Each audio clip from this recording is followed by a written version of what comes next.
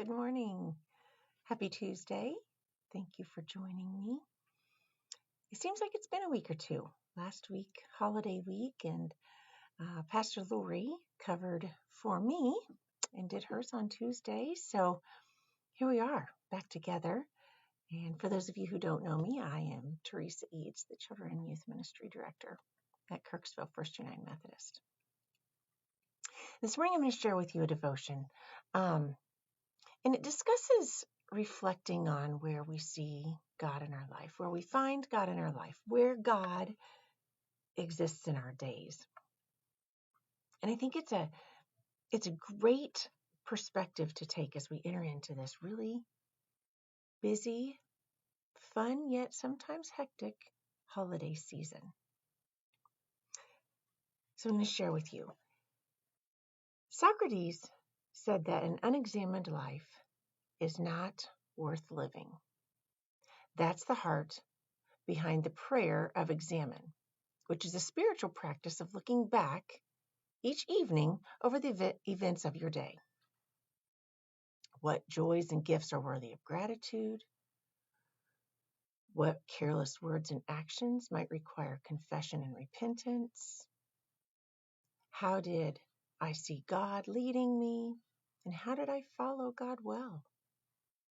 The reflection can result in a treasure hunt of God moments in your day. It's a way of examining life in order to live more wisely and in a way of worship.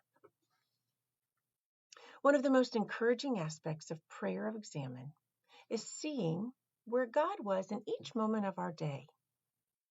The ever-present Father was somehow in every moment of each circumstance. But what was necessarily being done? What signs of his presence did we miss? What patterns show up only in retrospect? What does this work in our lives seem to be pointing toward? What is he wanting me to do through each situation to represent the love of God to others? When we ask these questions and hear the Spirit speak to us, God's purposes for our circumstances are often unveiled. And in that sense, looking back can be one of the best ways to look forward, to make our days better. Look back over the last 24 hours. What was God doing in your life? Where was God in the disappointment that you faced, or the bright idea that came to your head? What divine appointments did God arrange? How might God have wanted to reveal himself and his goodness in each situation?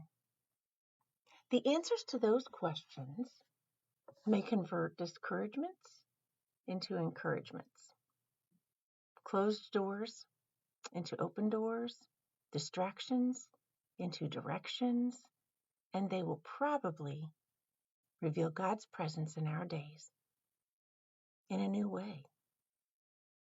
I just love the thought of that. This is from a one-year devotional, Experiencing God's Presence, by Chris T. Green.